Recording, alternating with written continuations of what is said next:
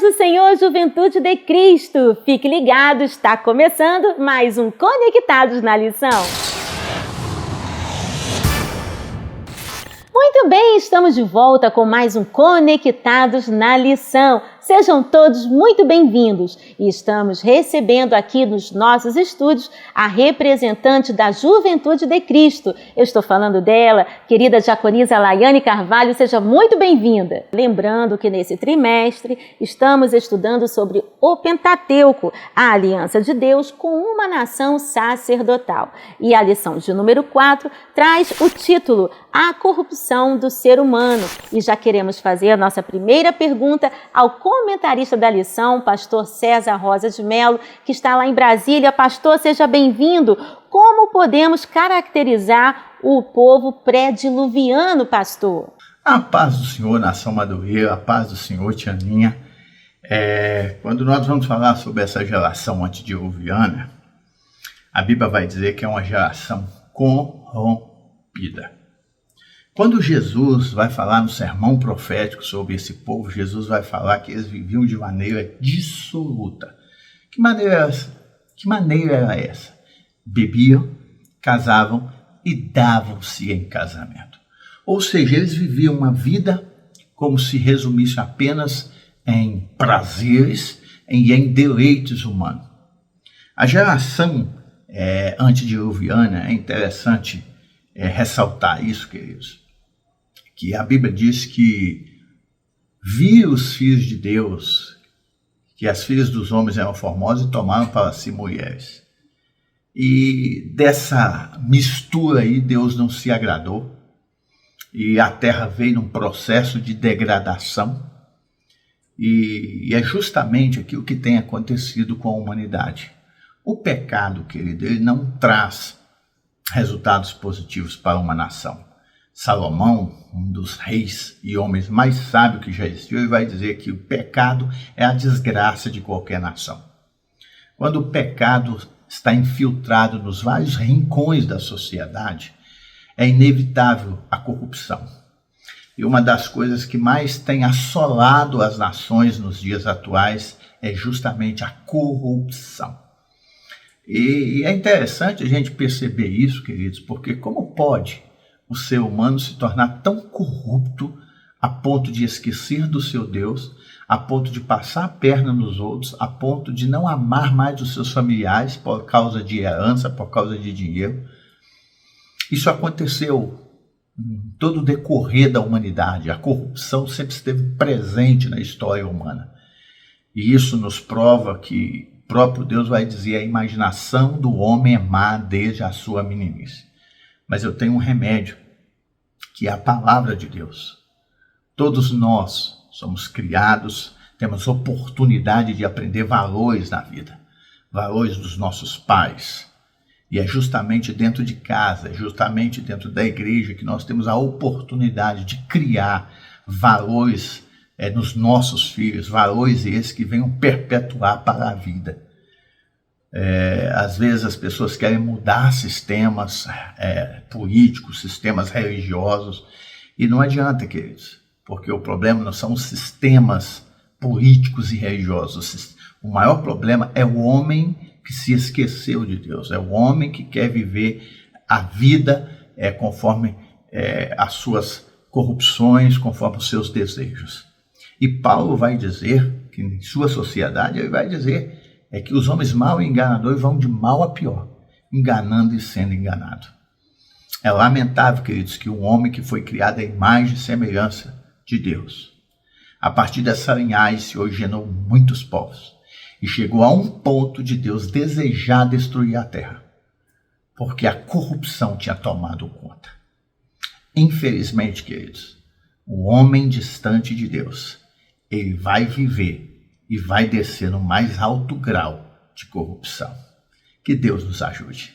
Agora, pastor, a pergunta que não quer calar. O que sabemos sobre Sodoma e Gomorra? Indubitavelmente, esse é um dos grandes episódios que aconteceu no Antigo Testamento, narrado no Gênesis. Só que antes de nós falarmos sobre Sodoma e Gomorra, eu quero voltar um pouco com vocês para nós entendermos que nem tudo aquilo que se parece de fato é. Quando os pastores de Abraão e Ló estão brigando, Abraão chega num consenso com Ló dizendo: olha, nossos pastores estão brigando demais e isso não é bom que aconteça. E então eles estabeleceram ali que um ia para um determinado lugar e o outro para uma direção oposta. E Abraão dá o direito de escolha para Ló, o seu sobrinho. E quando Ló olha para as campinas, a Bíblia diz que ele olha para as campinas e ela se parecia com o jardim de Deus. E ele foi para lá. E mais tarde perceberemos que esse jardim que se parecia com o jardim de Deus era Sodoma e Gomorra. O que existia em Sodoma e Gomorra? Existia as maiores devassidões, o pecado reinava naquele lugar, a corrupção reinava, os desvios sexuais, os desvios de padrões morais que aconteciam naquele lugar. A Bíblia ela vai dizer que a degradação aí estava tão grande que a Bíblia diz que Deus intentou destruir. O cheiro do pecado, tudo que os homens faziam naquele lugar estava soando mal, cheirando mal as narinas de Deus. E Deus intenta destruir. Então, Sodoma e Gomorra foram duas cidades que foram totalmente sucumbidas pelo juízo de Deus devido à sua devassidão, devido à sua degradação moral. Agora, é importante entender isso, que Ló habitava naquele lugar. Ló tinha propriedades, Ló tinha negócios. E isso aqui fica uma lição para nós, porque quando o anjo vai buscar Ló, Ló só saiu de lá porque o anjo quase que tira Ló à força. Ou seja, Ló não estava preocupado com o pecado da cidade, ele estava preocupado com os negócios que ele tinha na cidade. A sua esposa estava tão apegada às coisas de Sodoma e Gomorra que, como exemplo, ao olhar para trás, se tornou numa estátua de sal e ficou como exemplo a ponto de ser citada pelo próprio Senhor Jesus. Olhai para a mulher de Ló. E sem sombra de dúvida, queridos, quando nós olhamos para esse relato de Sodoma e Gomorra, nós precisamos olhar para a mulher de Ló. Olhar para Sodoma e Gomorra e entender que muitas vezes nós estamos colocando o coração naquilo que Deus já intentou destruir. Muitas vezes nós estamos estabelecendo negócios naquilo que Deus já está reprovando. Tomemos cuidado, querido, de que não venhamos perder aquilo que Deus tem na nossa vida, só porque nós estamos envolvidos e comprometidos demais com os nossos negócios, com os nossos sonhos, com os nossos projetos, em lugares desaprovados por Deus. Que Deus venha nos guardar no seu caminho santo e que nós venhamos ficar com a promessa de Deus e não morrer no meio de uma terra que já está amaldiçoada por Deus. Deus abençoe a sua vida. E lembrando que a editora Betel disponibiliza o PIL, Plano de Incentivo à Leitura, com textos, curiosidades, subsídios que abrilhantarão os estudos da Palavra de Deus. E nós estamos recebendo aqui com muita alegria, muito prazer nos nossos estudos, a representante da Juventude de Cristo. Estou falando dela, diaconisa Laiane Carvalho, seja muito bem-vinda. E já vou perguntar para ela o que o PIL traz para a gente nessa semana. A paz do Senhor, Tianinha, a paz do Senhor, Pastor César, a paz do Senhor, pessoal. Estamos em mais um Conectados na Lição. E o PIL de hoje, o Programa de Incentivo à Leitura, traz por tema Vivendo como Astro. Gente, lá em João, capítulo 17, nós veremos Jesus se reunindo com seus discípulos à mesa e logo depois saindo para um momento de oração. Nós veremos que toda a caminhada de Jesus foi em torno dele se esvaziando de si mesmo e se enchendo do Pai. Ele seguindo todas as orientações de Deus para que o propósito fosse cumprido. Diante de tanto palco, de tanta palestra, de tanto holofote que o homem quer atrair para si, nós veremos em Jesus que ele se esvaziou de si para que o propósito de Deus fosse cumprido. E assim como Jesus, nós precisamos neste mundo recusar os banquetes, nós precisamos rejeitar tudo aquilo que atrai o homem como ego, como centro. Nós precisamos se esvaziarmos de nós mesmos e se enchermos de Jesus. Nós precisamos colocar Cristo como centro de todas as coisas. Precisamos aprender mais da sua palavra e termos mais conhecimento do seu caráter para que possamos sermos imagem e semelhança de Cristo, não vivendo como astro, vivendo como servos, filhos do Altíssimo. Gente, se você quiser saber um pouco mais, entre no nosso site da Editora Betel, www.editorabetel.com.br. Eu tenho certeza que muito irá te abençoar. E pastor César, a juventude quer saber, pastor, por que a Torre de Babel foi reprovada por Deus e que lições nós tiramos? A paz do Senhor, diaconisa Laiane.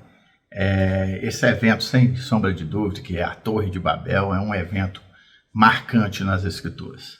Uma porque foi ali que se originou essa divisão idiomática do mundo. Por isso que o povo fala, né, essa Babel. Mas por que Deus interveio na história da construção daquela Torre de Babel? Porque a motivação de tudo aquilo não era a glorificação do nome de Deus. Quando nós vamos olhar o contexto bíblico, nós percebemos que a motivação daqueles homens era perpetuar o seu nome, ela fazer o seu nome grande, ela ser exaltado através daquela torre que seria construída.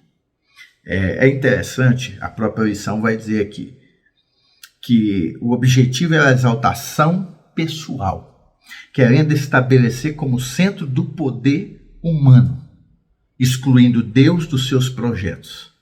Ou seja, a insensatez humana pelo poder e pela fama. Queridos, isso aqui nos remete aos dias atuais, principalmente numa época em que as pessoas estão a todo custo em busca da fama, do reconhecimento, por que não dizer, da autoevidência. Queridos, nós precisamos buscar Deus em todos os nossos caminhos, em nossos projetos. Sabe por quê? Para que nós não venhamos nos perder diante das nossas conquistas. Aqueles homens intentarem um projeto, aqueles homens se enverdaram por um projeto, não sabendo eles que o que eles estavam fazendo não estava em consonância com a vontade divina. E é a segunda vez que nós percebemos ali o Elohim, a pluralidade de Deus intervindo na história. Porque, primeiramente, nós vamos encontrar quando no Gênesis vai falar, façamos o homem, segundo a nossa imagem conforme. Porém, ali na Torre de Babel, a expressão é, eia, desçamos e confundamos ali a língua de todos os homens. Ou seja, quando Deus confunde ali a língua de todos os homens, o que Deus está deixando claro, olha, eu estou intervindo nos vossos projetos, porque esse projeto não saiu do meu coração. Que nós venhamos, queridos, aplicar a história de Babel na nossa vida. E não venhamos deixar espaço para que em nosso coração venha a ser erigido altar ao nosso nome, onde nós seremos o centro das atenções. Nem dos nossos ministérios, nem dos nossos projetos, nem das nossas igrejas. Vamos aprender com João Batista. É necessário que ele cresça e eu diminua. Que venhamos aprender que os nossos projetos precisam estar em consonância à vontade de Deus. Babel aconteceu, foi uma realidade, e que nós venhamos a cada dia mais buscar a presença de Deus na nossa vida e assim sermos bem-aventurados e deixar que Ele direcione a nossa vida. Que todo sucesso, que todo triunfo seja tributado ao Rei dos Reis, que é de toda a honra e toda a glória. Uau! Conectou? Lembrando que a Editora Betel disponibiliza o livro Subsídio do Trimestre, Pentateuco, Origem, Promessa e Aliança, escrito pelo pastor Sérgio Costa. Adquira já o seu exemplar em um desses telefones que está aparecendo na sua tela. Bem, vamos ficando por aqui, mas semana que vem temos mais um encontro para mais um Conectados na Lição. Deus abençoe!